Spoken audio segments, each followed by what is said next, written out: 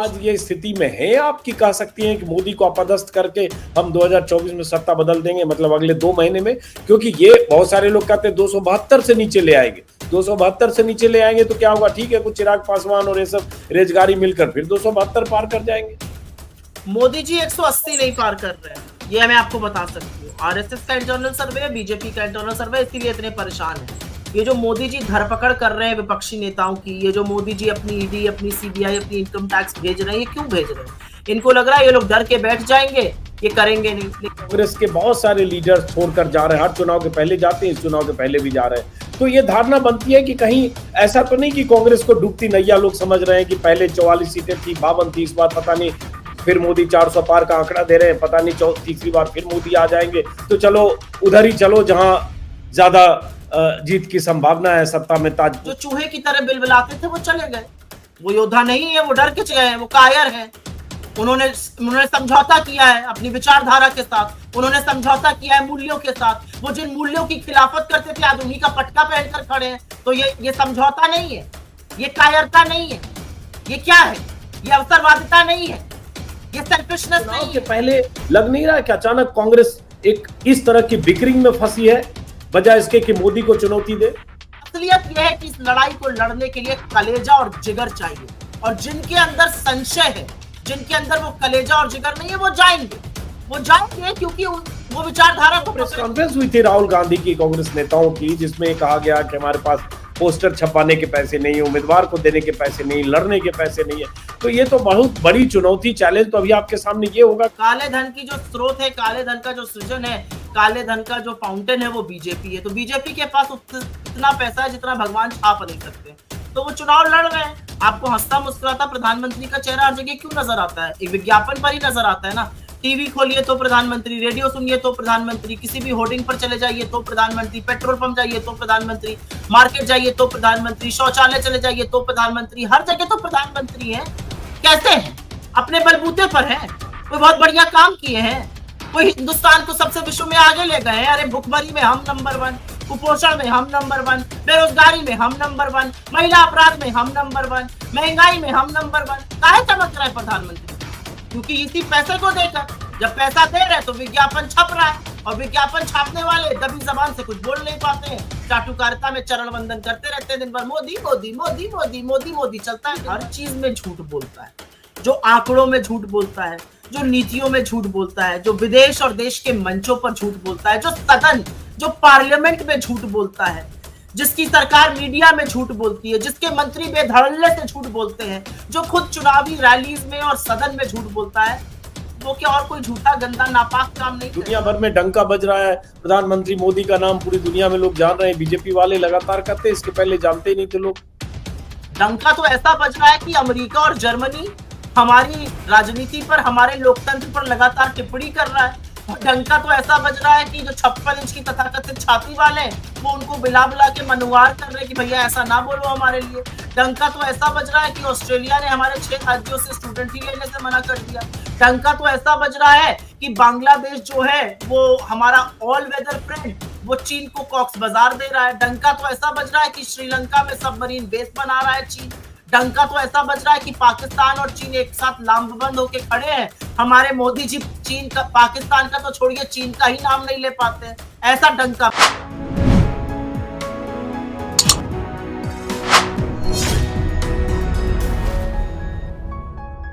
नमस्कार दोस्तों, लोकसभा चुनाव में पहले दौर की वोटिंग में अब गिनती के दिन रह गए।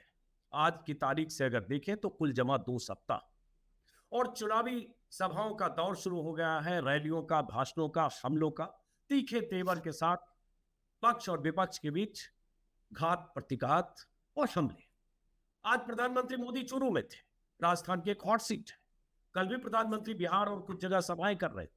प्रधानमंत्री मोदी ने आज चुरू में इंडिया गठबंधन के नेताओं को परिवारवादी और भ्रष्टाचारी पार्टी कहा और तीखे हमले किए। और यहां दिल्ली में कांग्रेस नेताओं ने कांग्रेस प्रेसिडेंट मल्लिकार्जुन खड़गे, पूर्व प्रेसिडेंट राहुल गांधी, सोनिया गांधी और कांग्रेस के नेताओं ने 48 पन्ने का ये मैनिफेस्टो जारी किया। दिल्ली में मैनिफेस्टो जारी करके कांग्रेस ने कई गारंटी की बात की, महिलाओं की बात की, बेरोजगारों की बात की, किसानों की बात की, हिस्सेदारी की बात की और ये दावा किया कांग्रेस ने कि हमारा ये मैनिफेस्टो देश की हर जनता के लिए, हर आवाम के लिए, गरीबों के लिए, महिलाओं के लिए, बेरोजगारों के लिए, किसानों के लिए, सबके लिए ये बेहद मुफीद है और सबके लिए कुछ न कुछ है। बहुत कुछ कांग्रेस नेताओं ने आज कहा। क्या है इस मैनिफेस्टो में, संक्षिप्त हम बात करेंगे।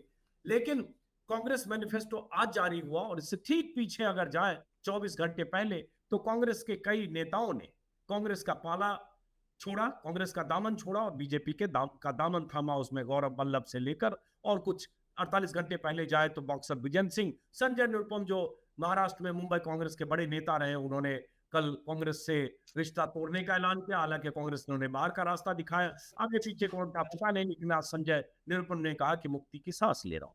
तो चुनाव के ठीक पहले कांग्रेस के नेताओं का पाला बदलना, उसके बाद कांग्रेस के सामने बड़ी चुनौती, और एक तरफ विपक्ष के नेताओं पर मोदी सरकार की एजेंसियों का शिकंजा कसना और कांग्रेस के नेताओं के तरह तरह के हमलों के बीच केजरीवाल का जेल में होना, इंडिया गठबंधन के एक और मुख्यमंत्री हेमंत सोरेन का इस्तीफा देना और जेल में होना, ये सारी कहानियां आपके सामने। तो हमारे साथ खास मेहमान है सुप्रिया सिनेत, फायर ब्रांड लीडर है। सुप्रिया, ये मैनिफेस्टो मैंने अभी पूरा पढ़ा नहीं, 48 पन्ने पढ़ने में थोड़ा टाइम लगेगा, लेकिन हाइलाइट्स मैंने पढ़ा है और मैंने सुना जो मल्लिकार्जुन खड़गे ने कहा, राहुल गांधी ने कहा, खासतौर से राहुल गांधी ने कहा कि ये चुनाव लोकतंत्र और संविधान को बचाने का चुनाव है। एक तरफ एनडीए और प्रधानमंत्री हैं जो संविधान और लोकतंत्र पर आक्रमण कर रहे हैं, दूसरी तरफ इंडिया गठबंधन है संविधान और लोकतंत्र की रक्षा करता है, ये राहुल गांधी ने खासतौर से कहा। लेकिन इन सब के बाद जो पार्टी में भगदड़ हुई, तो पहला तो सवाल मेरा ये है, मैं मैनिफेस्टो पे बाद में आता हूं सुप्रिया, कि चुनाव जैसे कहते हैं ना, सिर मुराते ही ओले पड़े। अभी चुनाव की तारीखें 2 सप्ताह अभी बच गया और कांग्रेस में लग रहा है या अचानक ये परसेप्शन बन रहा है कि बहुत सारे नेता बेचैनी के साथ पाला बदलकर बीजेपी में जा रहे हैं। कोई सनातन की याद कर रहा है, कोई भगवान राम की प्राण प्रतिष्ठा में न जाने का जिक्र करते हुए कर रहा है, कोई कह रहा है राहुल गांधी फैसले नहीं लेते, तमाम तरह के हमले एक साथ। तो चुनाव के पहले लग नहीं रहा कि अचानक कांग्रेस एक इस तरह की बिकरिंग में फंसी है, बजाय इसके कि मोदी को चुनौती दे। चुनाव के पहले कांग्रेस की जबरदस्त सफाई हो रही है, मैं इसको संदेशे से देखती हूँ। और मेरा अपना मानना है कि आपको जाना है तो जाइए, लेकिन अपने विशुद्ध अवसरवाद को सनातन और भगवान राम के नाम पर मत छुपाइए। भगवान का नाम लेने के लिए भगवान को तो बदनाम मत कीजिए। मेरा अपना मानना है, कुछ लोगों का आपने नाम लिया, मैं व्यक्तिगत टिप्पणी नहीं करना चाहती। जनाधार है 0, 2 चुनाव पार्टी ने लड़ा दिए 2 राज्यों से। गौरव वल्लभ की बात कर रही है, गौरव वल्लभ की बात कर रही है, मैं किसी का नाम नहीं लेना चाहती हूँ, आपके व्यूअर बड़े समझदार हैं। 4 महीने पहले कांग्रेस के कैंडिडेट थे आप, तब कांग्रेस में सब कुछ ठीक ठाक था। आप जब कांग्रेस के मंचों से बोलते थे तब सब ठीक ठाक था, डिबेट में जाते थे, ज्ञान देते थे, तब सब ठीक ठाक था। किसने मना किया सनातन पर बोलने से? किसने आपको बोला है सनातन के खिलाफ बोलने से? क्योंकि प्रत्यक्षम किम प्रमाण, मैं प्रैक्टिसिंग हिंदू हूँ, पूजा पाठ करती हूँ, दिन में सुबह बिना पूजा किए आहार नहीं ग्रहण करती हूँ। कौन मना कर रहा है मुझे करने से? सीडब्ल्यूसी में बोला गया जिसको जाने का मन है वो जाए, हम उपयुक्त टाइम पे बिल्कुल जाएंगे। मैं गई, उत्तर प्रदेश कांग्रेस कमेटी 17 जनवरी को राम मंदिर के दर्शन करने गई थी। मैं गई थी वहां पर रामलला के दर्शन करने, मुझे तो किसी ने नहीं कहा। और मैं व्यक्तिगत बातें लाती नहीं हूँ, लेकिन आज कुछ व्यक्तिगत बातें बतानी जरूरी है। मैं अपने आप को एक प्रैक्टिसिंग हिंदू और ईश्वर का भक्त मानती हूँ, लेकिन मुझे भगवान शिव के बारे में उतना नहीं पता था जितना मैंने राहुल गांधी जी से सीखा है। उनको शिव के बारे में, उनके सत्य के बारे में, उनके तप के बारे में जितना ज्ञान है बहुत कम लोगों को होगा। मैंने प्रियंका जी के साथ प्रचार किया और उनको नवरात्र में निर्जल व्रत करते हुए देखा, तो मैंने पूछा आप ये क्यों कर रही हूँ? उन्होंने कहा मैं 8 साल की उम्र से ये कर रही हूँ। सप्ताह का 1 दिन का जो फास्ट है वो सोनिया जी, इंदिरा जी के जमाने से करी। ये सारी बातें बोलने वाली है। कौन मना कर रहा है आपको सनातन संस्कृति को अपनाने के लिए? तो सनातन के नाम पर ये जो विशुद्ध अवसरवाद चल रहा है ये बंद हो जाना चाहिए। आपको सनातन तब कब याद आया जब जाना चाहते थे? अरे पार्टी में रहते, आपको कुछ गलत लगता है आवाज उठाते, मलाई खूब चाटी। 2 मैं एक बात कहना चाहती हूँ अजीत जी आपसे, लाखों करोड़ों कार्यकर्ता है जो पूरी जिंदगी मेहनत करते हैं लेकिन उनको टिकट नहीं मिलता है। क्या जनाधार था? टिकट मिला, चुनाव लड़ाया पार्टी ने, 1 नहीं 2 राज्यों से प्रमुख चेहरा बनाकर रखा। लेकिन असलियत यह है कि अगर टाइमलाइन जाके खंगाल लीजिएगा तो महीनों पहले कांग्रेस को डिफेंड करना छोड़ दिया था। और इसलिए अगर हम गौरव वल्लभ की बात करें, क्योंकि मुझे तो बोलना पड़ेगा, क्योंकि गौरव वल्लभ वो नेता जो बहुत ही आक्रामकता के साथ मोदी सरकार की नीतियों की आलोचना करते थे, फैक्ट एंड फिगर के साथ। चूंकि उनका एक बैकग्राउंड है, आईआईएम के प्रोफेसर रहे, हार्वर्ड में पढ़े, एक्सएलआरआई में प्रोफेसर रहे, और एक तरह से कांग्रेस के लिए आर्थिक मसलों के एक मजबूत प्रवक्ता थे। लेकिन वो अगर चले जाते ये कहते हुए कि सनातन को गाली दी जा रही थी, या वेल्थ क्रिएटर को जिस ढंग से रोज कोसा जा रहा था, ये मुझे हजम नहीं हुआ। और मैं तो 3-4 महीने से कांग्रेस के नेताओं से ही बात कर रहा था, समझा रहा था, कोई सुनने को तैयार नहीं हुआ और चले गए। बात करी? हाँ, मैं पूछती हूँ आपके मंच से, किससे बात करी? कौन सुनने को तैयार नहीं था? झूठ नहीं बोलना चाहिए। कांग्रेस प्रवक्ता गौरव वल्लभ जी अडानी को एक जमाने में उनके स्कैम के लिए बहुत बोलते थे, और आज अडानी वेल्थ क्रिएटर हो गए। अगर उन्होंने अपने आप को स्टूडेंट ऑफ इकोनॉमिक्स कहा, तो मैं पूछना चाहती हूँ, मैं भी स्टूडेंट ऑफ इकोनॉमिक्स हूँ, 20 साल विशुद्ध बिजनेस जर्नलिज्म किया है, फाइनेंस की और इकोनॉमी की अच्छी समझ रखती हूँ। मैं पूछना चाहती हूँ, आज की तारीख में इस देश की सबसे भयावह समस्या क्या है? सबसे भयावह समस्या बेरोजगारी है, और वो एक ध्वस्त अर्थव्यवस्था का नतीजा है। महंगाई, आर्थिक असमानता, 20% इस देश की आबादी 46 रुपए रोज पर गुजर बसर कर रही है। आप वेल्थ क्रिएशन की बात करेंगे?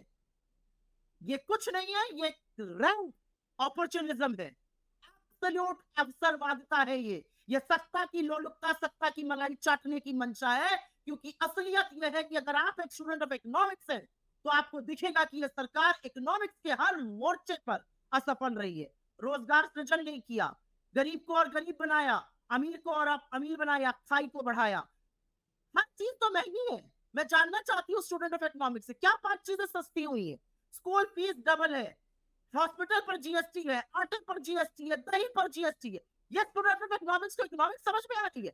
शर्म आनी चाहिए ऐसे अवसरवादिता वाले लोगों को। तो ये बताइए, गए क्यों गौरव वल्लभ जैसे लोग? उसके बाद और भी लोग गए, गौरव वल्लभ नहीं है, अब संजय निरुपम है। संजय निरुपम ने आज ट्वीट किया सुबह कि कांग्रेस से मुक्ति मिलने के बाद आज मन बहुत हल्का लग रहा है, ऐसा लगता है सीने पर एक तरह से बोझ उतर गया। पूरे कांग्रेस परिवार को धन्यवाद। एक हो तब तो, और कल ही जो गए गौरव वल्लभ बीजेपी में, तो बिहार प्रदेश कांग्रेस के अनिल शर्मा भी वह मंच पर बैठे थे, जो पीसीसी से चीफ रहे। तो ये तो एक परसेप्शन बनेगा ना कि अचानक चुनाव में जो लड़ाई, अभी मैदान में सिपाही उतरे नहीं, अभी दोनों तरफ की सेनाएं सजी नहीं, कि पहले रन छोड़कर भागने लगे और शत्रु खेमे में जाने लगे। इस लड़ाई में योद्धा तो एक ही है, और वो योद्धा राहुल गांधी है। मुझे पूरा विश्वास है कि कोई गए, कोई जाए या ना जाए, अगर एक व्यक्ति पूरी शिद्दत से, पूरी ईमानदारी से, पूरी ताकत से सब कुछ दांव पर लगाकर इस भ्रष्ट अहंकारी सरकार से लड़ रहा है, तो वो राहुल गांधी है। 83 साल के हमारे अध्यक्ष हैं, और मुझे फक्र और गर्व है कि वो चुने हुए अध्यक्ष हैं। उम्र के इस पड़ाव पर वो जिस कमर कस के जो लड़ते हैं नरेंद्र मोदी के अहंकार से, उनके भ्रष्टाचार से, उनकी अनीतियों से, उनकी कुरीतियों से, सलाम है ऐसे नेतृत्व को। मेरा अपना मानना है, राजनीति जो है वो महत्वाकांक्षा का दूसरा नाम है। महत्वाकांक्षा होना अच्छी बात है, लेकिन मैं आपसे पूछना चाहती हूँ, राजनीति तो विचारधारा का भी नाम है ना। आज अगर मैं कांग्रेस में हूं तो एक विचारधारा पकड़ कर हूं, जो बीजेपी में है वो विचारधारा पकड़ के है। अगर आप कांग्रेस से बीजेपी जा सकते हैं, इसका मतलब आपने विचारधारा कभी थामी ही नहीं थी। ये मैं डंके की चोट पर कहती हूँ। आप कांग्रेस से रुष्ट हो सकते हैं, आप नाराज हो सकते हैं, आप चुप हो जाते हैं, आप अलग थलग कर सकते हैं, आप लाइक माइंडेड पार्टी ज्वाइन कर सकते हैं।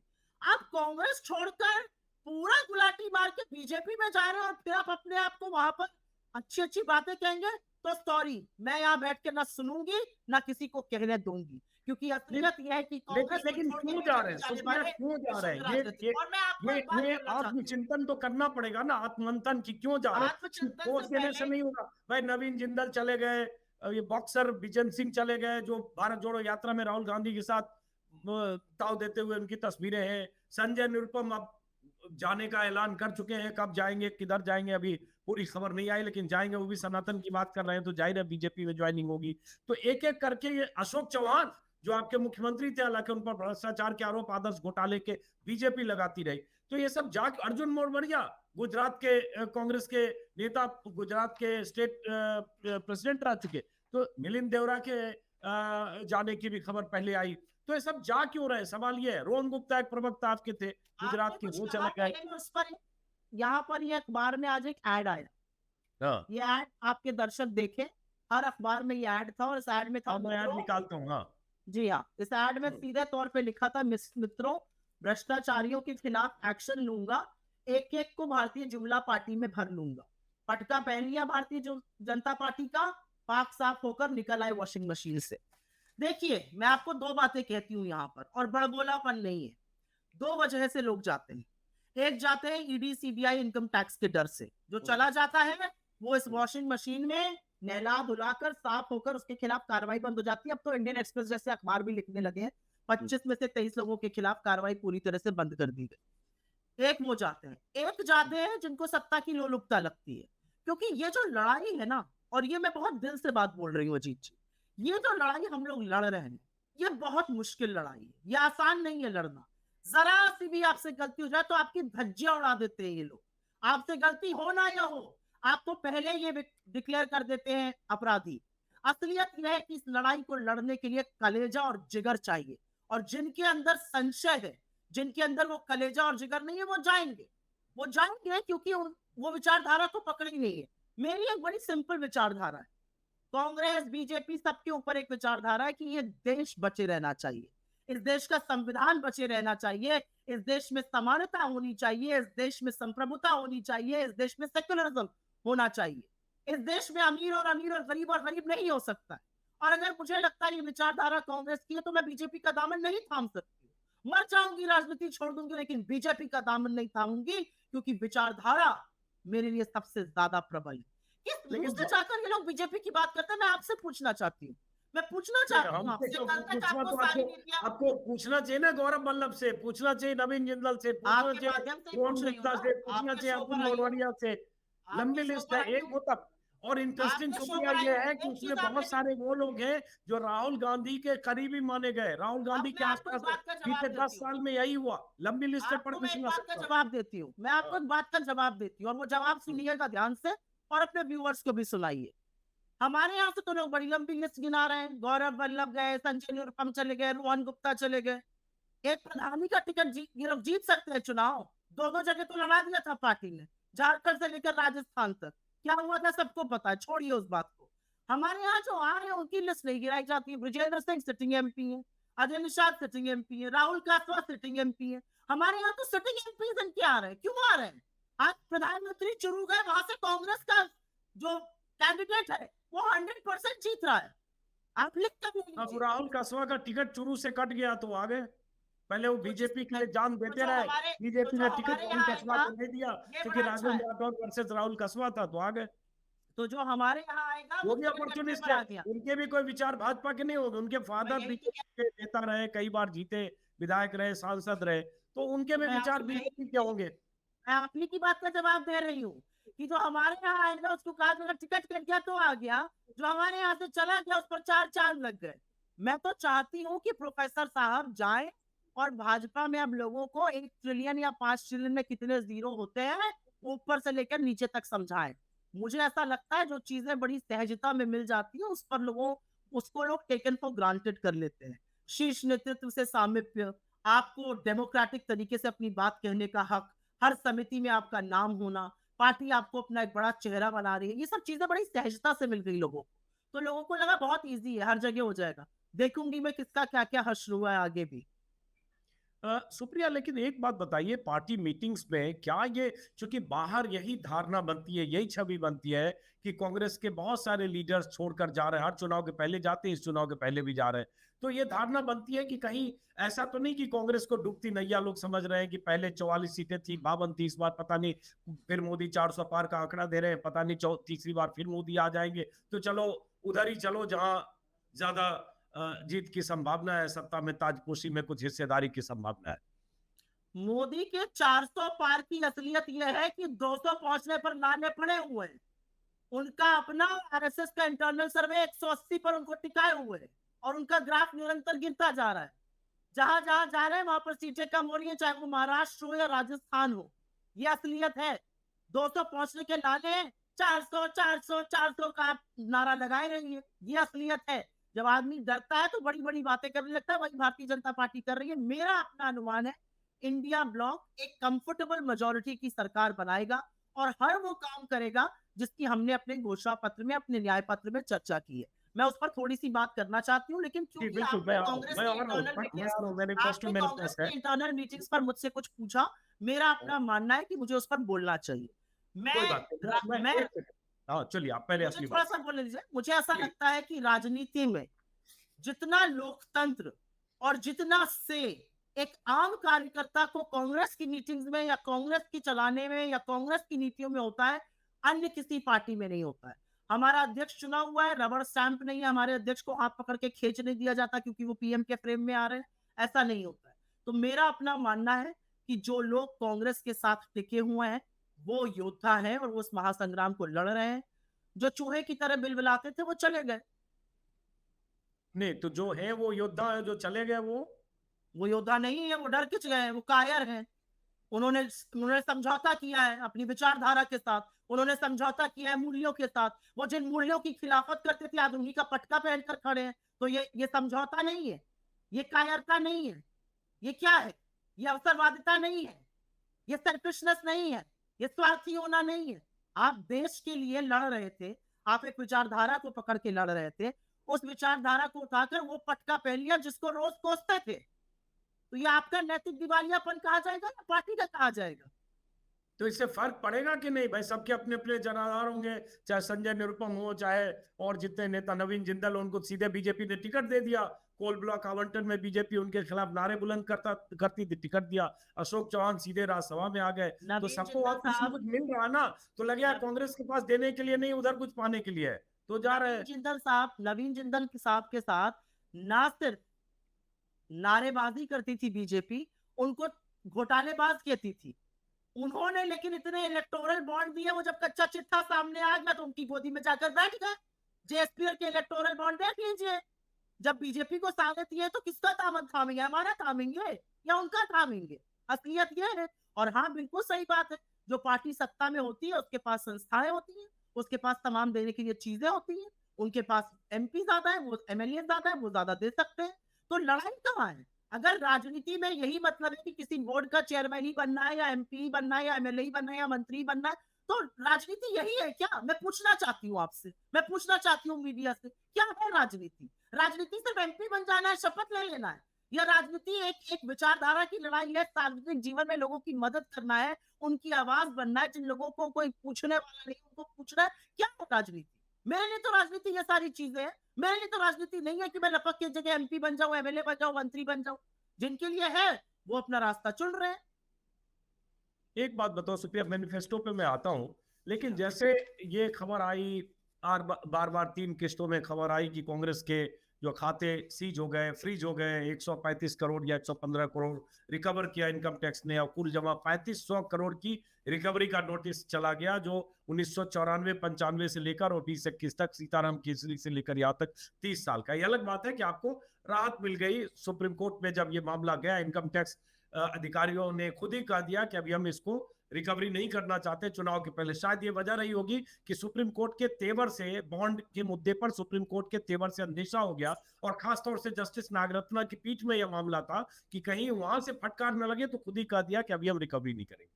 लेकिन जो प्रेस कॉन्फ्रेंस हुई थी राहुल गांधी की, कांग्रेस नेताओं की, जिसमें कहा गया कि हमारे पास पोस्टर छपाने के पैसे नहीं, उम्मीदवार को देने के पैसे नहीं, लड़ने के पैसे नहीं है, तो ये तो बहुत बड़ी चुनौती, चैलेंज तो अभी आपके सामने ये होगा कि चुनाव में जहां सैकड़ों करोड़ खर्च होता है कुछ व्हाइट में, उससे ज्यादा ब्लैक में, और उम्मीदवार को लड़ाने में पार्टी की भूमिका होती है, तो कैसे मैनेज हो रहा है?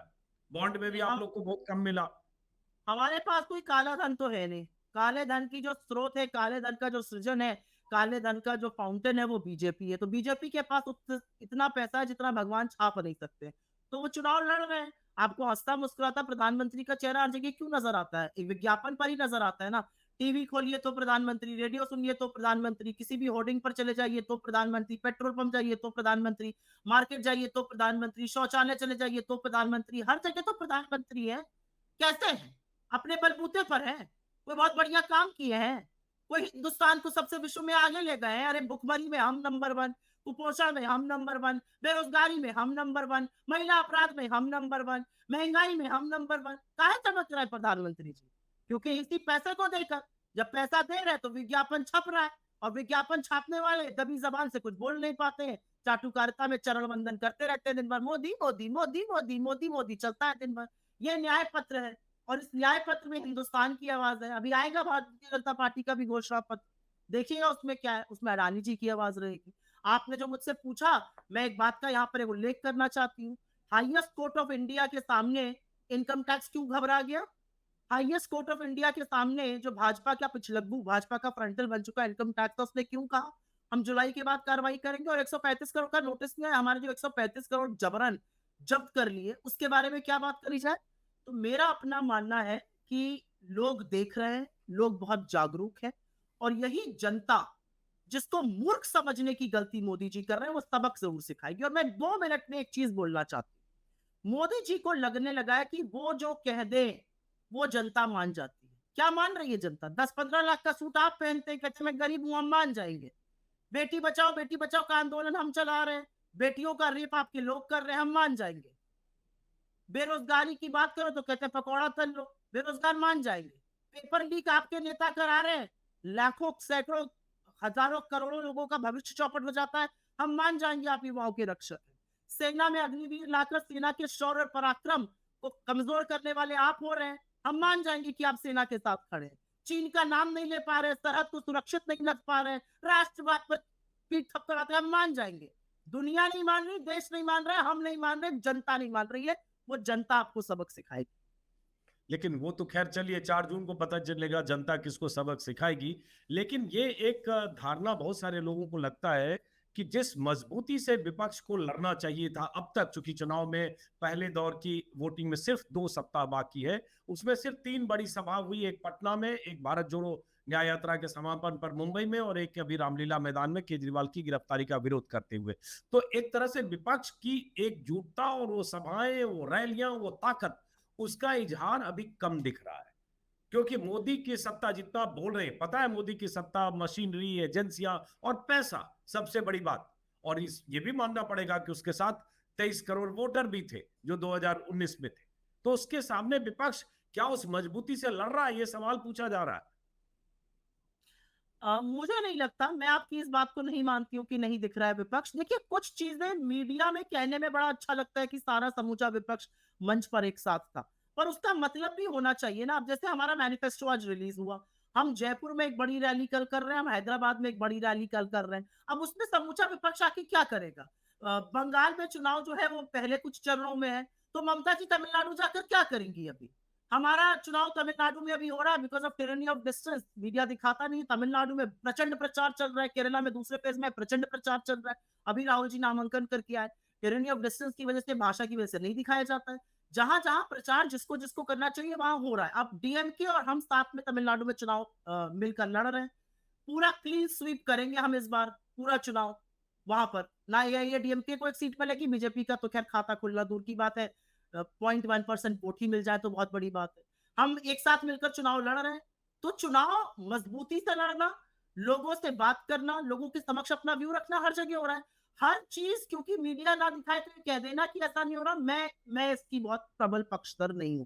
अब तमिलनाडु में डीएमके और कांग्रेस का जबरदस्त कैंपेन है, क्या वायरल कैंपेन है, वो आपको नेशनल मीडिया में कहीं नहीं दिखता है, वो मीडिया नहीं दिखाएगा। क्यों नहीं दिखाएगा? क्योंकि भाषा की बाध्यता है, एक डिस्टेंस है, एक उनको फर्क ही नहीं पड़ता, क्योंकि बीजेपी वहां पर नॉन प्लेयर है, कांग्रेस और डीएमके की स्वीप हो रहा है, तो क्यों दिखाएं हम? मीडिया जाएगा कैमरा लेकर, पीछे पीछे जहां मोदी जी जाएंगे, जाए मोदी जी तमिलनाडु, लड़ेंगे चुनाव तमिलनाडु से भी, नहीं लड़ पाएंगे। आप लोग जब अभी हाल के दिनों में देख रहा हूं जितने बयान हैं, जैसे राहुल गांधी ईवीएम का जिक्र बहुत करने लगे हैं। अभी पिछली सभा में भी उन्होंने कहा कि राजा की आत्मा ईवीएम में है। जब मुंबई में दिल्ली की रैली में भी उन्होंने ईवीएम का जिक्र किया। उन्होंने कहा दिया कि अगर ऐसे चुनाव हो, सब पर कैप्चर न हो, सोशल मीडिया, ईवीएम मीडिया, ये सब, तो 180 सीटें नहीं जीतेंगे। तो ये आपको अभी से ऐसा लग रहा है कि ईवीएम और बाकी चीज या जो भी फैक्टर, या और लग रहा है तो उसकी कोई बुनियाद है जिसके आधार पर आपको लग रहा है कि अगर मोदी जीतेंगे तो सिर्फ वही सब फैक्टर होगा? अजीत जी, एक बात बिल्कुल साफ है, और वो बात ये है कि इस देश में 140 करोड़ की इस जनता में जो 96, 97, 98 करोड़ लोग वोट देते हैं, उसमें से अगर एक व्यक्ति के मन में भी अपने वोट को लेकर संशय है, अपने मत को लेकर संशय है, तो संशय को दूर करना हमारा काम है। उस संशय को दूर करना चुनाव आयोग का काम है, ऑपोजिशन का काम है, सरकार का काम है। और इसीलिए ये समझना और जानना जरूरी है कि क्यों हम 100% वीवीपैट की काउंटिंग की बात कर रहे हैं। संशय नहीं रहना चाहिए वोट को लेकर। और मेरा अपना मानना है कि जो व्यक्ति हर चीज में झूठ बोलता है, जो आंकड़ों में झूठ बोलता है, जो नीतियों में झूठ बोलता है, जो विदेश और देश के मंचों पर झूठ बोलता है, जो सदन, जो पार्लियामेंट में झूठ बोलता है, जिसकी सरकार मीडिया में झूठ बोलती है, जिसके मंत्री बेधड़ल्ले से झूठ बोलते हैं, जो खुद चुनावी रैलीज में और सदन में झूठ बोलता है, वो क्या और कोई झूठा गंदा नापाक काम नहीं करेगा? जिस आदमी ने आजाद हिंदुस्तान का सबसे बड़ा घोटाला ईवीएम कर डाला, सॉरी इलेक्टोरल बॉन्ड कर डाला, वो ईवीएम के साथ छेड़छाड़ नहीं करेगा। ये सोचिए सवाल, ये तो सिर्फ मैं कह रही हूँ। तो आप ईवीएम पर अगर शक है तो आपके मैनिफेस्टो में जो आज आया, आपने 100% वीवीपैट की पर्चियों की काउंटिंग की बात की है, आपने ईवीएम को कोई रिप्लेस करने की बात नहीं की उस मैनिफेस्टो। क्योंकि हमारा यही मत है। हमने इलेक्शन कमीशन को 9 महीने से जो पिटीशन दी है और बार बार मिलने का टाइम मांगा है, जो टाइम हमें नहीं मिला है, उस पिटीशन में हमने यही लिखा है कि हम नहीं कह रहे कि आप बैलेट पे चले जाओ, आप ईवीएम से कराओ चुनाव, लेकिन 100% वीवीपैट की काउंटिंग करो, उसका मिलान करो। हम कोई टेक्नोलॉजी के खिलाफ थोड़े ही है, हम ये कह रहे हैं वीवीपैट का मिलान करो। उसको करने में क्यों दिक्कत है? अब तो इलेक्शन कमीशन को सुप्रीम कोर्ट ने भी नोटिस इशू कर दिया है, देखिए चुनाव आयोग क्या करता है इस पर। अब आपके इस मैनिफेस्टो पर आते हैं सुप्रिया। 48 पन्ने इस मैनिफेस्टो में, और इसमें मैं पहला पन्ना विषय सूची देख रहा हूँ, हिस्सेदारी न्याय, युवा न्याय, नारी न्याय, किसान न्याय, श्रमिक न्याय, संवैधानिक न्याय, ये आर्थिक न्याय, रक्षा न्याय, पर्यावरण न्याय, ये 10 न्याय की परिभाषा है। कुछ पन्ने मैंने पहले भी देखे थे, अलग अलग जो पहले जारी हो रहे थे इस तरह के न्याय के पन्ने। अब आप बताइए इसमें क्या ऐसा है गेम चेंजर जो अगले 15 दिन में जनता के पास जाएगा और जनता को लगेगा कि मैनिफेस्टो में इतनी बड़ी बात या इतना बड़ा वादा किया है कांग्रेस ने, उसके आधार पर जनता की राय या रुख बदलेगा। जरा आप समझाइए। हालांकि ये भी हकीकत है कि मैनिफेस्टो देखकर वोटर वोट दे, ये जरूरी नहीं है। धारणा यही है कि मैनिफेस्टो हम लोग पढ़ लेते हैं, वो भी 48 पन्ने पढ़ते हैं कि नहीं, जनता कितना पढ़ती है पता नहीं। सुप्रिया, मैनिफेस्टो को देखकर जनता वोट दे ना दे ये तो एक डिबेट है, लेकिन हमने मैनिफेस्टो का इंतजार ही नहीं किया। भारत जोड़ो यात्रा और भारत जोड़ो न्याय यात्रा के दौरान इस देश के लोगों ने, इस देश के आवाम ने, इस देश की मजदूरों ने, गरीबों ने, किसानों ने, युवाओं ने, मध्यम वर्ग ने, महिलाओं ने, बुजुर्गों ने, श्रमिकों ने जो जो हमसे कहा, उस आवाज से, उन सुझावों से ये मैनिफेस्टो बना है। ये मैं 100% कह सकती हूँ। हमने जो 5 न्याय के स्तंभ की हम बात करते हैं, किसान न्याय, युवा न्याय, नारी न्याय, श्रमिक न्याय और हिस्सेदारी न्याय, वो न्याय के स्तंभ है इसमें, और वही स्तंभ हम लोगों के पास लेकर जा रहे हैं। आज जो समस्याएं हैं इस देश के सामने, उस हर समस्या का निवारण, उस हर समस्या का समाधान इस मैनिफेस्टो में जरूर है। समस्या है बेरोजगारी, हम कहते हैं हाँ बिल्कुल बेरोजगारी समस्या है। 30 लाख सरकारी नौकरियां देंगे, पहले साल का 1 साल का स्टाइपेंड 1 लाख रुपए का हर ग्रेजुएट को देंगे। समस्या है महिलाओं के रिप्रेजेंटेशन की, हम कहते हैं नई सरकारी नौकरियों में 50% रिजर्वेशन लड़कियों के लिए होगा। हम कहते हैं सबसे गरीब महिलाओं को, गरीब जो हाउस होल्डर महिलाएं हैं उनको 1 लाख रुपए महालक्ष्मी के तहत दिया जाएगा। श्रमिकों की समस्या है, हम कहते हैं मनरेगा जो हम लाए थे उसको 400 रुपए कम से कम किया जाएगा, और साथ ही साथ 25 लाख की एक हेल्थ स्कीम दी जाएगी जो राजस्थान में हमने चलाकर भी दिखा दी, जो आज मोदी जी को भी नाक लगा के चलानी पड़ रही है। किसानों की समस्या, किसान जो है उनकी शहादत हुई, उनकी मांगे पूरी नहीं हुई, आज भी किसान, 2 किसान हर घंटे आत्महत्या करते हैं। हम कहते हैं कर्जा माफी होनी चाहिए, हम कहते हैं एमएसपी को कानूनी गारंटी देनी चाहिए, और कृषि के उपकरणों को, खाद को, कीटनाशक को जीएसटी से मुक्त करना चाहिए। समस्या हिस्सेदारी की, 75-80% जनता इस देश की एससी, एसटी, ओबीसी है। क्या है उनका रिप्रेजेंटेशन? मात्र 4%, 5%, 6% सेंट्रल यूनिवर्सिटीज में, आईआईटीज में, आईएम्स में। हम कहते हैं जो जनरल कास्ट भी गरीब है उसका भी मूल्यांकन होना चाहिए। जब तक आप पता नहीं करेंगे एक सोशो इकोनॉमिक कास्ट सेंसस के माध्यम से, हम कहते हैं इसीलिए गिनती कराओ, उसी हिसाब से नीति निर्माण होना चाहिए। तो ये बड़ी बात है। राज्यों को लेकर हमारा वादा है कि हम पुदुचेरी को पूर्ण राज्य का दर्जा देंगे, जम्मू कश्मीर को पूर्ण राज्य का दर्जा देंगे, लद्दाख पूरा सड़कों पर आंदोलित आशंकित है, हम कहते हैं 6th शेड्यूल में अमेंडमेंट करेंगे, उनको जो जैसे ट्राइबल राइट्स दिए जाते हैं वो देंगे। ऐसा करके ही मुझे लगता है बात बनेगी। हम मणिपुर पर चुप नहीं रहेंगे। हमारे मैनिफेस्टो में अगर आपने पढ़ा हो राज्यों के न्याय के लिए, मणिपुर पर पूरा सेक्शन है, और हम मणिपुर पर कहते हैं कि हम एक आयोग का गठन करेंगे जो रिहेबिलिटेशन करेगा, जो विक्टिम्स की बातें सुनेगा। हम सरकार को हटाकर एक दोनों कम्युनिटीज में मैत्री का कुछ ना कुछ मित्रता कराने की कोशिश करेंगे। हम मणिपुर में कॉम्पनसेशन देंगे जो victims of this hate crime, victims of this violence रहे। प्रधानमंत्री तो मणिपुर नहीं गए 9 महीने से, लेकिन हम भी मणिपुर त्याग दें क्या? ऐसा नहीं हो सकता है।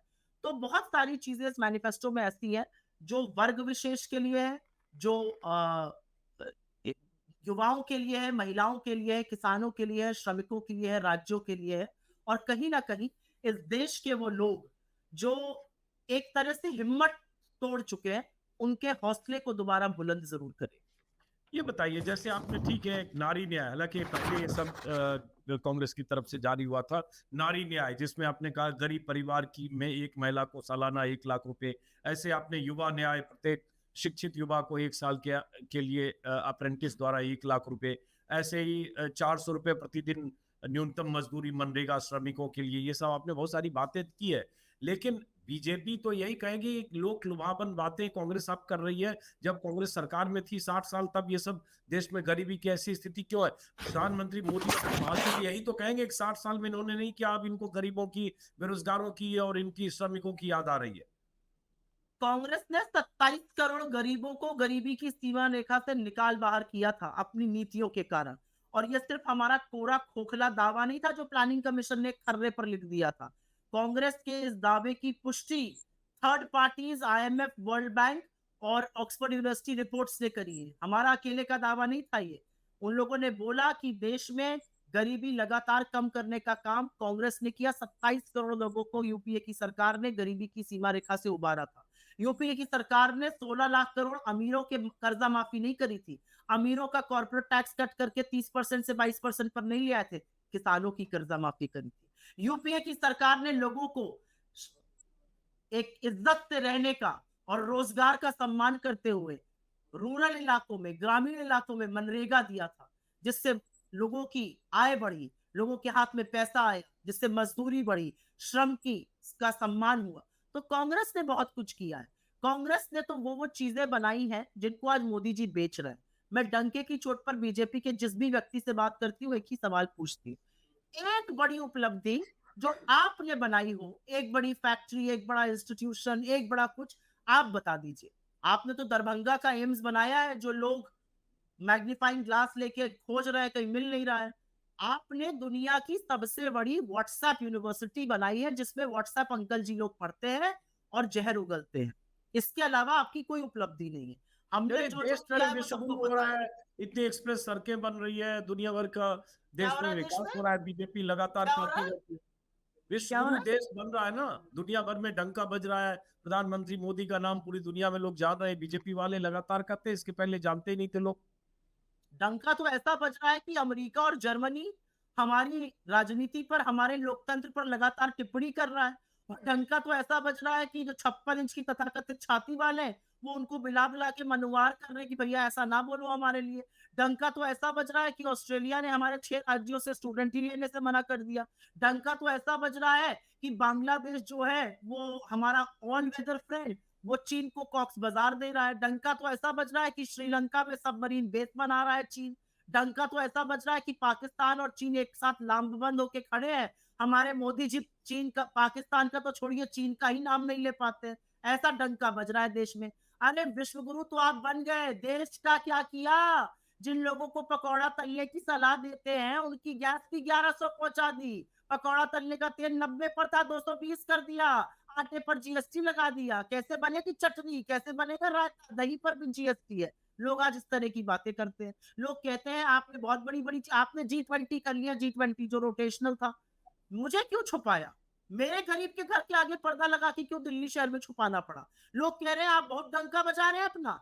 20% इस देश की आबादी 46 रुपए रोज पर रह रही है। 46 रुपए में रहना, खाना, कपड़ा, दवाई, पढ़ाई, सब कुछ। 46 रुपए में हमारे और आपके ऑफिस के बाहर कोई खोमचे वाला 2 पानी की बोतलें नहीं देगा। यह है विश्वगुरु की असलियत। तो ये है 46 डंका बजने का नहीं, सच। तो ये स्थिति 2014 के बाद थोड़ी हो गई कि उसके पहले जो है सबको 100 रुपए का की प्रतिदिन की आय थी और वो मोदी जी ने 46 कर दिया। तो पहले से चला आ रहा है, मोदी जी मेहनत मशक्कत कर रहे हैं। टाइम लगेगा, 10-20 साल, 2047 तक इंतजार करिए, यही तो कर रहे हो। मोदी जी जो कहते हैं वो सब हंसी हजावन की बातें होती हैं। मोदी जी बहुत कुछ कहते हैं, मोदी जी के साथी भी बहुत कुछ कहते हैं। 2047 तक की बात करते हैं मोदी जी, वर्ल्ड बैंक की भी बात करते हैं। कल उसी वर्ल्ड बैंक ने, जिसको परसों इनके सारे चरण चुंबक, उन्होंने कुछ ग्रोथ का रिविजन किया था, कोट कर रहे थे, कल उसी वर्ल्ड बैंक ने कहा है बेरोजगारी का ये आलम रहा तो हिंदुस्तान का डेमोग्राफिक डिविडेंड डिजास्टर बन जाएगा, और बेरोजगारी का ये आलम रहा तो हिंदुस्तान 2047 तक तो छोड़ दीजिए, आगे वाले भविष्य में विकसित नहीं होगा। उस पर बिल्कुल सुई टपक सन्नाटा, मुंह में दही जम गई, जिस पर जीएसटी भी लग गया। क्यों भाई, ऐसा क्यों हो रहा है? मोदी जी की दिक्कत क्या है कि मोदी जी तथ्यों से भागते हैं। आप विश्वगुरु हैं, लेकिन आपको 5 किलो राशन देना पड़ रहा है। अगर ना दीजिए तो मेरे देश को आप इस कगार पर ले आए कि लोग भुखमरी से मर जाएं। विश्वगुरु आप बन गए, लेकिन आपको अपनी कैबिनेट में नरसंहार के मुख्य अभियुक्त के पिता को रखना पड़ता है। विश्वगुरु आप बन गए, महिलाओं के हक की बात करते हैं, अभिनंदन वंदन की बात करते हैं। जिस आदमी ने बेटियों को नोचा, जिसके ऊपर यौन शोषण के आरोप लगे, वो आपके साथ गलबैया करके बैठा है। किस तरह की बातें करते हैं मोदी जी? मोदी जी एक काम करने लगे, मोदी जी जनता को बेवकूफ समझने लगे, मूर्ख समझने लगे। जनता सब कुछ बर्दाश्त करती है, उसको मूर्ख समझना अच्छा नहीं लगता। आप कुछ इक्के दुक्के अंधभक्तों को छोड़कर आप जाकर जनता को बोलिए तुम मूर्ख हो, ऐसा करारा जवाब देगी जनता चुनाव में कि अभी देखिएगा। यही देखिए, इंडिया शाइनिंग हो रहा था, और आप बहुत बड़े पत्रकार थे, मुझे याद है तब भी। इंडिया शाइनिंग कैसे ध्वस्त हुआ और कैसे धुएं में उड़ गया, ये तब ने देखा था 2004 में। This is another India shining movement. चलिए इस पर काउंटर कई हो सकता है कि 2004 की स्थिति और अब की स्थिति में कई फर्क है, लेकिन उस पर गए बगैर अब जैसे आज सुप्रिया चूरू में प्रधानमंत्री मोदी का भाषण हुआ है राजस्थान में। हालांकि भाषण तो रोज हो रहा है और रोज होंगे अभी लगातार। तो चूरू में फिर प्रधानमंत्री मोदी ने कहा कि ये परिवारवादी पार्टी और भ्रष्टाचारी पार्टी ये सब एकजुट मेरे खिलाफ हो गई है। और उन्होंने कहा कि अब तक जो हमने काम किया वो ट्रेलर है, ये तो मोदी ने जो किया है वो एपेटाइजर है, खाने की पूरी थाली अभी बाकी है आनी। बहुत कुछ करना है, देश को बहुत कुछ ले जाना है, मोदी की गारंटी का यही सच है। तो आप लोगों को तो परिवारवादी और भ्रष्टाचारी कहकर हर सभा में खारिज करते हो, कह रहे अभी जो हमने किया 10 साल में ट्रेलर है, बस जो कुछ बाकी कुछ होगा, कुछ फिल्म आएगी वो अगले 5 साल में आएगी या अगले 10 साल में आएगी।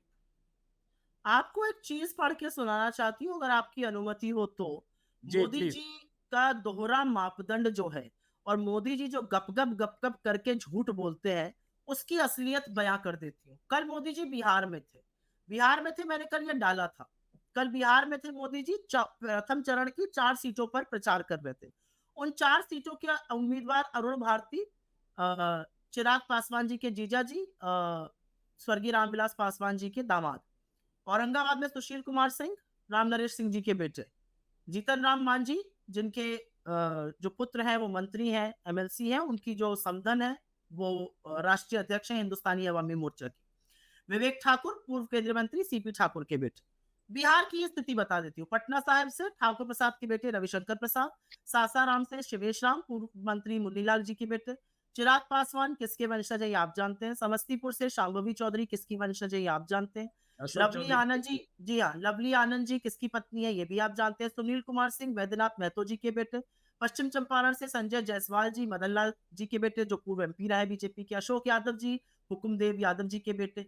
वीणा देवी जेडीयू एमएलसी दिनेश सिंह की पत्नी, और विजय लक्ष्मी पूर्व एमएलए रमेश कुशवाहा जी की पत्नी। ये उनकी बीजेपी की लिस्ट है, उनके सहयोगी दल की, उनकी लिस्ट है सिर्फ बिहार की।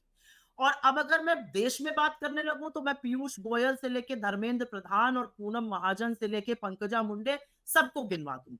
असलियत और पप्पा बेटे जय शाह को तो मैं भूलती ही नहीं, उनको भी गिनवा दूंगी। लेकिन मेरा एक सिंपल सी बात है, मेरा अपना मानना है कि जनता जिसको चुन लेती है, लोकतंत्र में चुनाव लड़ते हैं 2 लोग, 4 लोग, 6 लोग, 10 लोग एक कंस्टिट्यूएंसी में। अगर जनता ने आपके नाम पर अपनी मुहर लगा दी, आप चुन गए, तो परिवारवाद की कोई बात ही नहीं है ना। जनता ने आपको चुन लिया, जनता ने चुन के आपको संसद में या विधानसभा में भेज दिया। ये क्या, कौन से ये राग अलापते रहते हैं? 10 साल से ना नींबू निचोड़ते जाओ तो थोड़ी देर बाद कड़वा हो जाता है। तो घर पे कहा जाता है भैया नींबू बहुत कड़वा हो गया, उसको फेंक दो, अब ना निचोड़। मोदी जी के नींबू कड़वे हो चुके हैं। भ्रष्टाचार भ्रष्टाचार, अरे भ्रष्टाचार चलाना है तो इसका जवाब दीजिए पहले। ये वॉशिंग मशीन काहे चला रहे हैं? होलसेल के दाम से वॉशिंग मशीन चलाते हैं। इलेक्टोरल बॉन्ड से पैसा गपा गप कर रहे हैं, चंदा दो धंधा लो वसूली रैकेट चला रहे हैं। रेड तब होगी जब पैसा नहीं दिया रहेगा, रेड बंद हो जाएगी जब पैसा चला जाएगा। 25 ऑपोजिशन लीडर्स ने ज्वाइन किया, 23 के खिलाफ कार्रवाई बिल्कुल बंद। प्रफुल्ल पटेल के खिलाफ तो जिनको गाली दे देकर पानी पी पी कर कोसते थे, सीबीआई ने क्लोजर रिपोर्ट लगा दी। अजीत पवार के खिलाफ अधिकांश केसेस में क्लोजर रिपोर्ट लग रही है। 70,000 करोड़ का घोटाला किया था। प्रधानमंत्री मोदी जी, मैं फिर से कहूंगी, जनता को बेवकूफ समझना छोड़ दीजिए। जनता हमसे, आपसे, हम सबको मिलाकर ज्यादा समझदार है। इसीलिए ये प्रजातंत्र है, ये लोकतंत्र है। वो देखते हैं, वो समझते हैं और फिर वो विवेकानुसार निर्णय लेते हैं। एक आखिरी सवाल है सुप्रिया, देखिए ये सब आरोप प्रत्यारोप अपनी जगह है, लेकिन और ये मैं बार बार विपक्ष के नेताओं से भी पूछता हूं कि ये भी सच है कि अभी 3 दिसंबर को जो नतीजे आए उसमें बीजेपी को बड़ी कामयाबी मिली।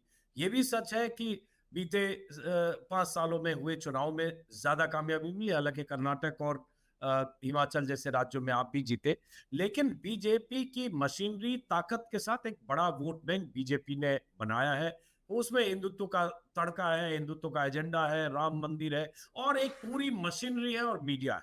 उन सब से मुकाबले के लिए अगर राहुल गांधी ये कहते हैं कि ये चुनाव लोकतंत्र और संविधान को बचाने का चुनाव है, एक तरफ मोदी है और जो संविधान और लोकतंत्र पर आक्रमण कर रहे हैं, दूसरी तरफ इंडिया गठबंधन है जो संविधान और लोकतंत्र की रक्षा करता है, तो ये बयान देना एक बात है, लेकिन 23 करोड़ जिस पार्टी को वोट मिला उसके बरक्स 23 करोड़ वोट लाना, क्या आज ये स्थिति में है आपकी कह सकती हैं कि मोदी को अपदस्थ करके हम 2024 में सत्ता बदल देंगे, मतलब अगले 2 महीने में?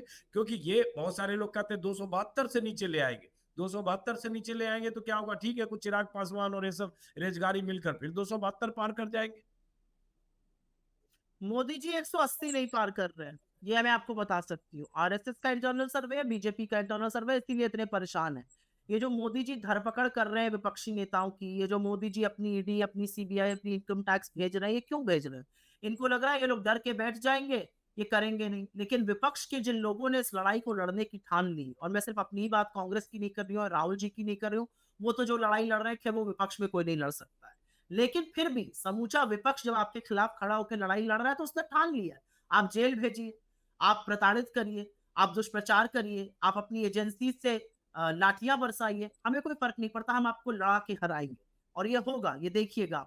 मैं पूरी तरह से कन्विंस्ड हूं कि नरेंद्र मोदी जी 180 से 200 के बीच में समय है और उनकी टैली लगातार गिर रही है। 300 के आसपास मैं अपना आंकड़ा देख रही हूँ, इंटरनल हमारे कुछ फिगर्स हैं जो आने वाले दिनों में आपके साथ जरूर साझा करूंगी। आखिरी सवाल, चूंकि आपने 2 बार कहा कि आरएसएस का इंटरनल सर्वे है जिसमें बीजेपी को 180 से ज्यादा नहीं दिख रहा है, तो भाई आपका भी कोई इंटरनल सर्वे होगा कांग्रेस का जिसमें आपको कितना दिख रहा है 52 से? इसीलिए मैंने कहा कि मैं आने वाले दिनों में आपको क्रमवार बताऊंगी किस राज्य में कितना। 300 पे इस समय मुझे खड़ा हुआ अपना गठबंधन नजर आ रहा है, कुछ सीटों की क्योंकि आंकड़े आने और बाकी है, इसलिए मैं स्टेट वाइज आपके साथ साझा नहीं कर रही। कि बहुत ज्यादा हो गया 300 सीट सुप्रिया। बिल्कुल ज्यादा नहीं हुआ। सीट में तो बीजेपी बाहर हो जाए।